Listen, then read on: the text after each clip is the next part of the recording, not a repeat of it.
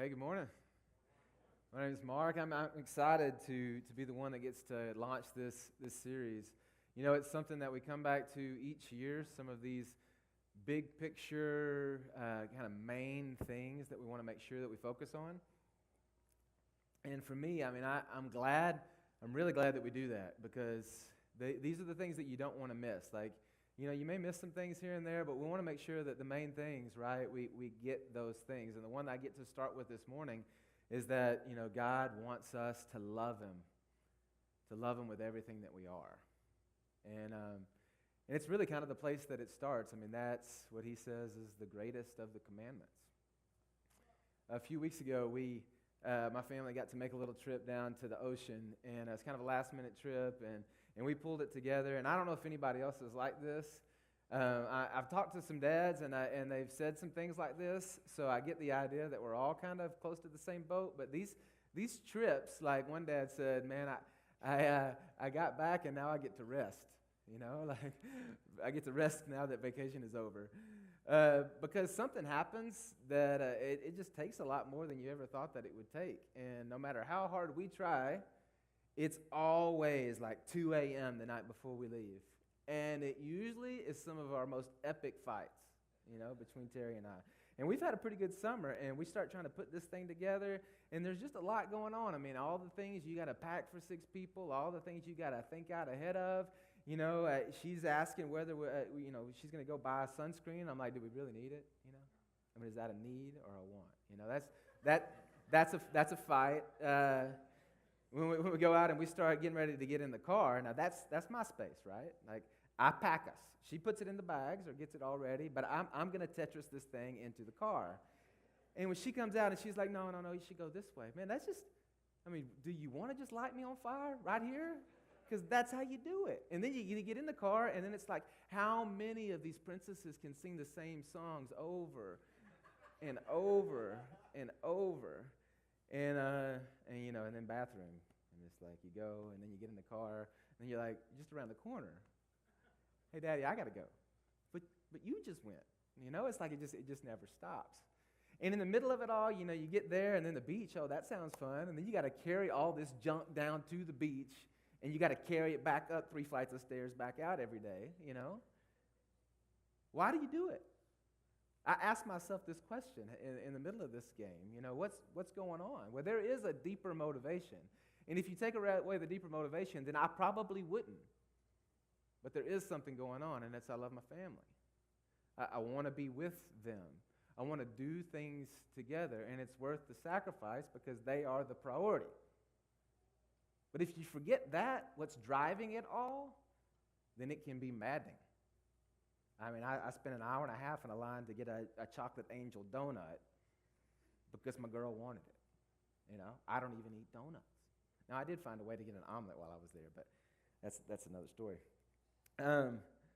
But it's that deeper motivation, and if you don't get the deeper motivation, then it really doesn't make any sense. You're kind of like a guy who has a car and spends all of his money on the aesthetic, accessories to doll up the car and spends the money there instead of on the transmission that needs fixed, right? Or the man who he spends all of his life and his time and his energy trying to make money so that he can provide for the needs and wants of his family, but in that process he doesn't spend any time building relationship with his wife or his children, and he loses them one day. Or the woman who spends all of her energy and her time trying to doll up the outside and beautify the outside of her body while the inside is ugly, right? It's missing the point. And if anything that we need to do here on a Sunday morning, and when we come to the Bible, if there's anything we need to make sure we do, is we don't miss the main point. And so I love it that Jesus just cuts to the chase here in the 22nd chapter of Matthew.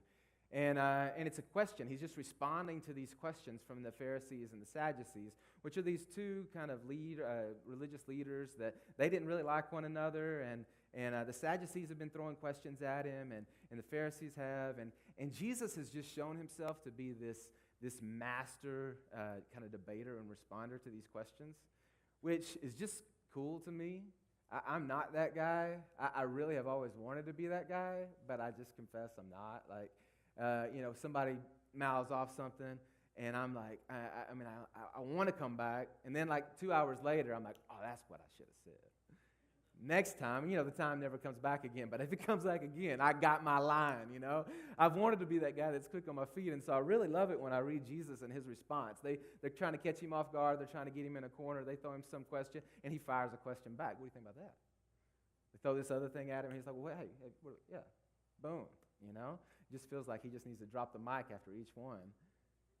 And it even says at the beginning of this little section that we're going to read today that the Pharisees were pretty excited because he had silenced the Sadducees. He had done such a good job at it that word actually means he's gagged them. He shut them up. They have nothing else to say. So the guys that they didn't like, that they were kind of opposing, they're like, hey, he shut them up. But then they want to come with their question. And so here we'll start in verse 34. It says, when the Pharisees heard that he had silenced the Sadducees, they gathered together, and one of them, a lawyer, which kind of the smartest of the bunch, asked him a question to test him. So he's asking this question for the purpose to kind of put Jesus in a corner. Teacher, what is the great commandment in the law? Now realize, law's 600 plus commandments. And he's asking Jesus, which one of the 600 is most important? Which is a bit like asking a mama which of her children she loves the most, right? It's one of those questions that you just go, well, yes. They're commandments, silly. they're all pretty important. But this guy's trying to make Jesus, hey, if they all got in a fight, which one would win? Which one's the most important? And you got to love Jesus' answer. He says, you shall love the Lord your God with all your heart, with all your soul, and with all your mind. This is the great and first commandment. And the second is like it. You shall love your neighbor as yourself. And Charlie will deal with that next week. And then he says at the end, on these two commandments depend or hinge all of those 600 plus commands. This is kind of the hanger. I thought about it, that word actually means kind of like the hanger, and I thought, when I go into my closet, I don't see the hangers, and I see the clothes, but I don't see the hangers, and it takes a little bit of effort to kind of get down to the hangers, but if the hangers weren't there, we would be in trouble, In fact, Terry probably feels like I need to put some of those clothes on hangers, which is another task. But they're there, and I need to get down to the hanger. And this morning, what Jesus is saying, hey, here's the hanger. All of those things that are the do's and the don'ts, those things all hang and hinge on this one thing. Love the Lord your God with everything that you are. Love people as yourself. That's the hanger. Love. You ever feel like love is a word that's misinterpreted and overused? I really do. And it just feels like the longer I live and the older I get, the more that I see that, man, how do we miss this one so bad? We use it so much for everything. And this is one of the things that with the twins, they're 4 years old, and we didn't teach them. I feel like we didn't teach them to sin. I guess we did, but they lie really well. And I don't know that we taught them this love and hate thing, but everything is either love or hate. It's not like or dislike. They either, I hate that, Mom. Don't give me that food. I hate it. Or I love it. This ice cream. I love ice cream. And I'm thinking, dude, you like ice cream. You don't love ice cream. Now, you can love coffee, but you can't love ice cream. There's a level to which you pass where it becomes love. And we need to be really careful about how we use that word because we misuse it a lot. In fact, a few years ago, I had a buddy who got real convicted about this. I think he heard a sermon about it or something. Anyway, he came in. He was a coworker, came into work on Monday morning, and he's like, man, I'm going to be really careful about the way I use that word love anymore. I'm not just going to throw it around. I'm going to make it mean something because when you throw it around everywhere, then when you say it and mean it, it doesn't really mean anything. And so I'm going to be very selective in the way that I use this word. And I said, man, that's a great idea. That's a great idea. And so I was just going to watch me. Now, this is a really, really passionate guy who did use love quite a bit. He loved peanut butter, and he loved it, and he loved to eat like I do. So he was like, man, we finish a meal, he'd be like, man, I love that meal. So he started catching himself. He'd say, I love, no. I like that. I enjoyed that. You know, he would find all these other words trying to bring attention to the word that when he said love, he meant love. And he reserved love for just a few things. He reserved love for his wife. He reserved love for when he would talk about God, but he just wouldn't use it much anymore. And it ended up really convicting me that I do. I just kind of throw it around. I also think, man, we just define it awkwardly. Like around the room, if I said, what is love, and you started to try to give your definition, I bet it would be varied. And I don't really know who's right, you know. I read a definition the other day by John Piper, and I didn't understand it, for one. And I'm sure he was right, but I'm not quite sure what he said. And I've thought a lot about it. Like, what is it? How would I define it? And I may be way off, but when I think about love, I think I can easily say the things I love by the things that I give priority to. Because if it really comes down to sacrificial love, the things that are priority to me, that it is no sacrifice to give attention to that thing, to give priority to that person, because it's more important to me than number two. Now, to be real transparent, I've shared with you before, I work off a to-do list. I try to call it a get-to-do list because that just makes it better. But it's the things that I fall on it are the things that I need to get done. And my short-term memory and my long-term memory are both suspect. So that list is really, if it gets on that list, it's likely going to get attention. Maybe a little while, but it's going to get attention. If it's not on that list, then you don't even count it, man. I already forgot it. I know what you're talking about. So it's got to be on the list. But each day I sit down and I prioritize the list. And this is I know it's bad. I don't know what that says about me, but I'll sometimes just get stuck in that work. But every time I've tried to come back and go, man, I need to stop doing this and just go with the list as it is, then I get convicted that, no, I don't want to do priority 5 and miss priority 1. If something on this list is priority 1, then I want to do priority 1. And if priority 5 has to wait a couple weeks, that's all right, because I want to make sure that I'm prioritizing correctly, because I want to give attention to the things that are most important in the moment. And the things that better be on that list are the things that are most important to me: family, my relationship with my God, the things that really, really, really matter. But my priority and my attention show the things that I care most about, the things that I give my time and my energy and my money to. Those get my attention. And I'm also somebody who, it matters to me. Maybe my definition is that way because it matters to me if I have your attention. You know, it means something to me. It's the way that you communicate to me that you care about me. I don't know if everybody's like this, but it feels like it matters. So, like if I was at a lunch this week, and the guy that I was with, he got a call on his phone, and he just kind of glanced and turned it over and moved it away from the conversation and gave me his attention again.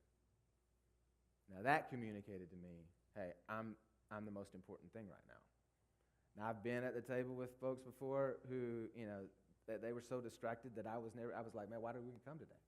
What's the point? You can just go on, and I'll go my way. Because what are we doing?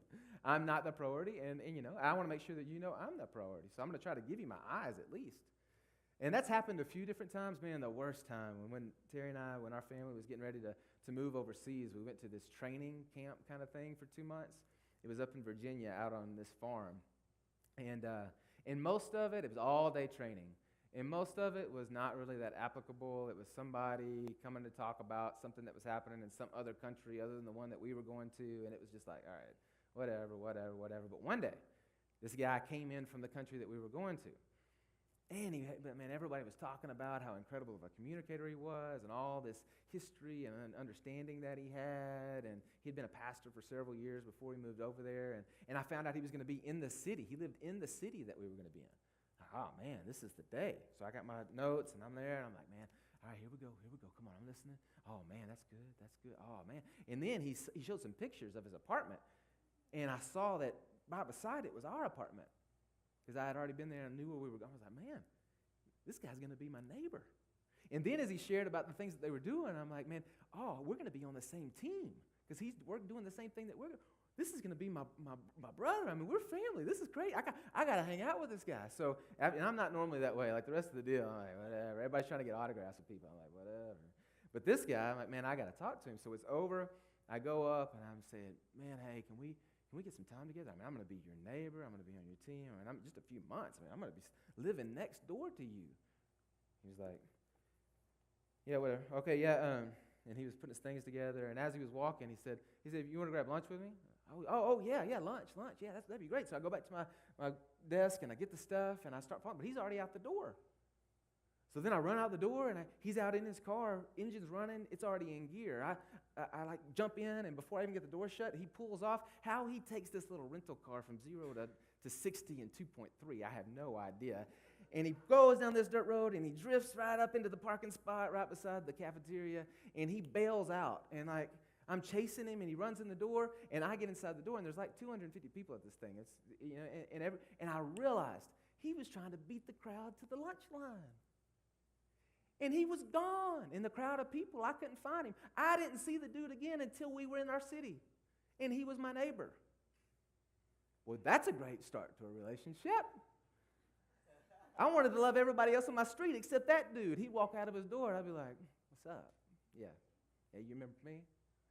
I mean, nothing good. What did he communicate to me?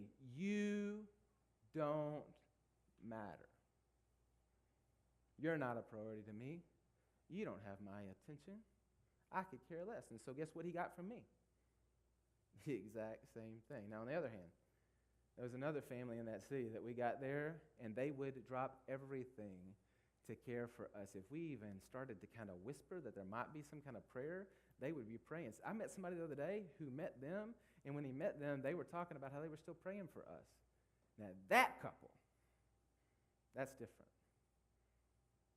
And what Jesus says, when I think about love, I think about our attention. And what Jesus says here is that God says the number one thing, what it all hinges on, is that he has our undivided attention and the priority in our life. Now how much of it? Well, he says all our heart, all our soul, all our mind. And I tried really hard because it's real tempting to kind of like, man, all right, heart, soul, mind, man, maybe I can find out the Greek and there's going to be some, I'm going to come in. Man, there's all these, you know what? I think it is significant that he says heart and soul and mind, but I think the most significant thing is that he says all. These three aren't even the whole picture because he's quoting back to an Old Testament verse, and Mark kind of gives us another picture of this encounter, and there's other words that are involved in it there. I mean, the big picture is that there's this repeated theme. It's all of you. It's all of you. Everything that encompasses who you are, your body, your emotions, your mind, the whole thing. All of your love. I don't get to do it much anymore. Me and the boys have been talking about it, but I took up disc golfing back in the day, and I love playing me some disc golf. And I realized, man, I just haven't played, and I'm missing it. And we started when we were in Russellville because they've got some incredible courses down there. Anybody into disc golf? If you haven't, you need to go play down there because they're awesome. But both are near the water, but one almost every hole there's a water hazard. And so you just got to accept. I mean, I love to play, like to enjoy playing, but I'm not that great of a disc golfer. And so I would play with these guys that were really good. It's like, man, boom, right down the fairway. Mark, in the water. And so that's just accepted. That's the way it was going to be. And so you got this bag full of discs, and the difference between you lose a golf ball, all right, but you lose a disc. I mean, this is your club too, right? You just threw your club in the water. And so you're carrying your clubs around, and so, I would have to decide, because they're not, it's not they're crazy expensive, but they cost some money, and it adds up. And then you do kind of get used to, hey, I throw this one, even though I throw all of them bad, I do throw this one a little bit worse, less bad than the other bad.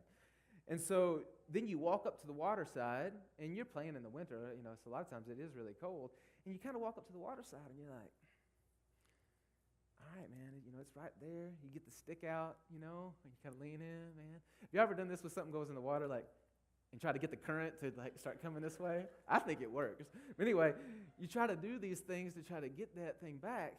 And then when you realize that it's going to cost more, you kind of have to make the decision.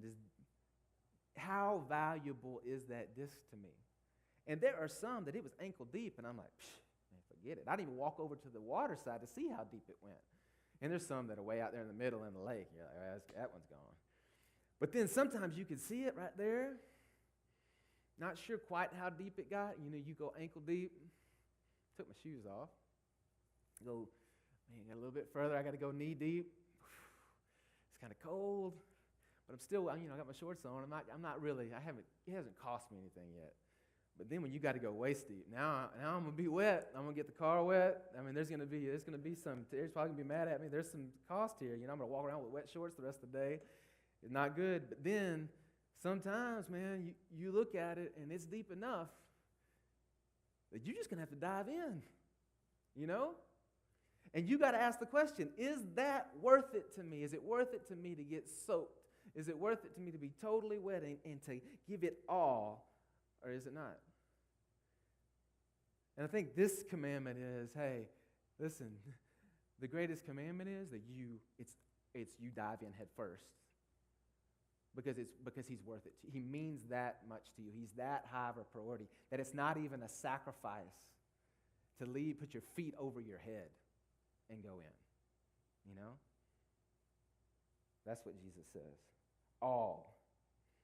But I think it's funny because it's like this a lot of times when we'll be talking to folks about marriage and before or even sometimes after people are married, they'll act like they're surprised that the two becoming one means like a total, like we're a we now and not an I anymore.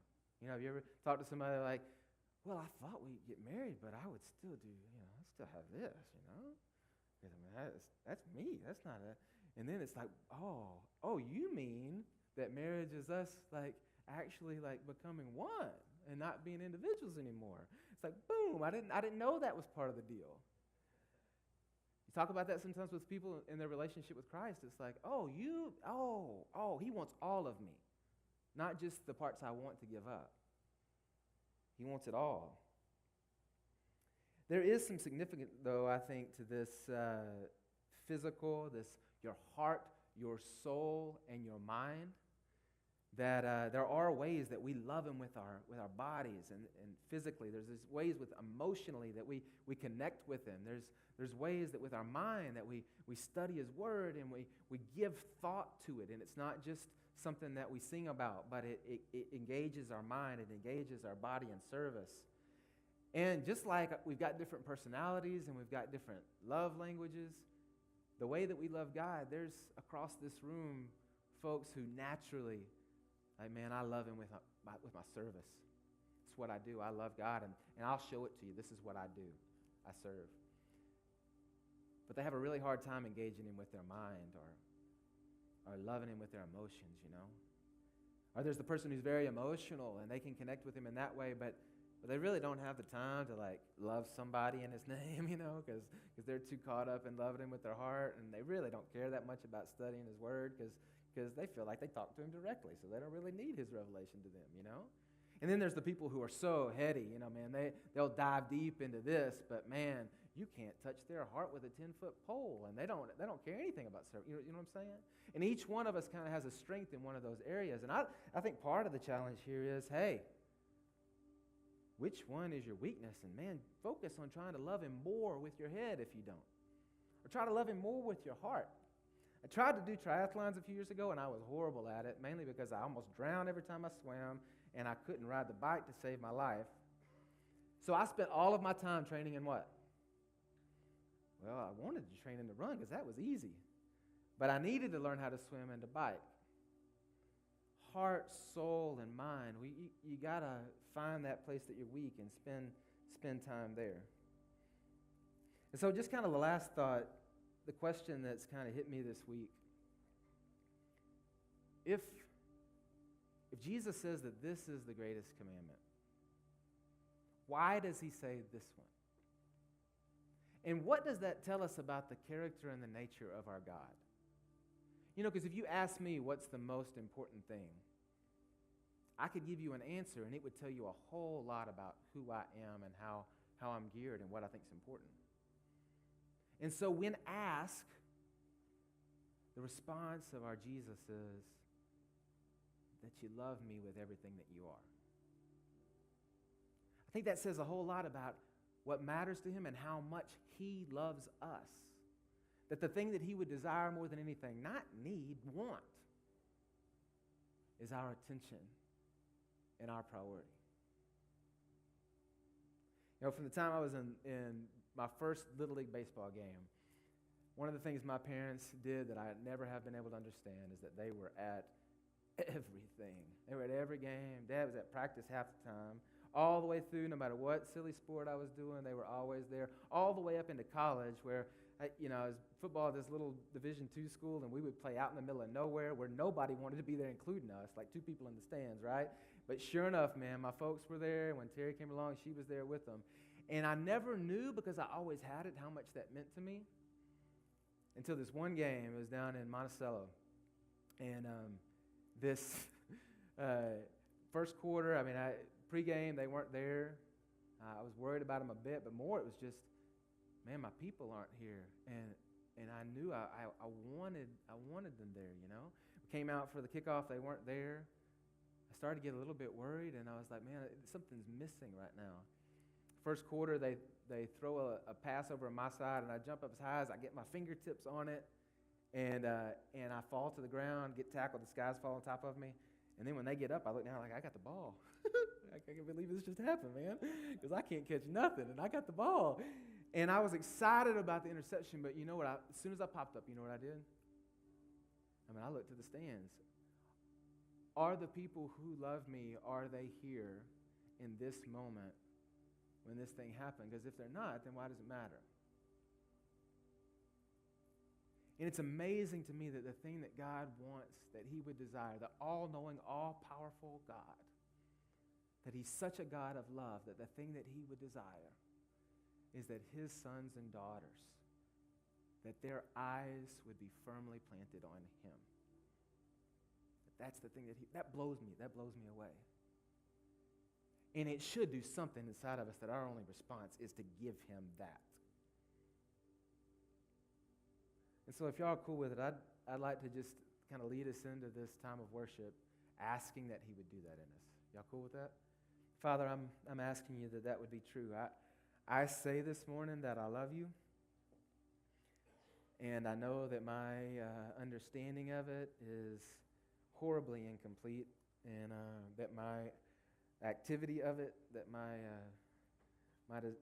action doesn't back it. But Father, I do say for myself and for this group of believers in this room this morning that we want to love you with all that we are, with all our hearts, with all our souls, with all our minds, with all our strength, with all of us. And so, Father, I pray that you would teach us what that looks like. And even in the next few minutes, as we sing these songs, that we would connect with you. Maybe those of us who struggle to connect emotionally, that as we sing these songs, that you would touch that part of our emotion. For those of us who struggle in service, that you would remind us of some way that we can do something for somebody else in your name, that you would challenge us and encourage us to study your scripture more diligently and know it. Father, these opportunities that we have in the back of the room to respond to you, I pray that you would lead us to be demonstrative in the way that we don't just talk about love, but that we walk in a life of love towards you.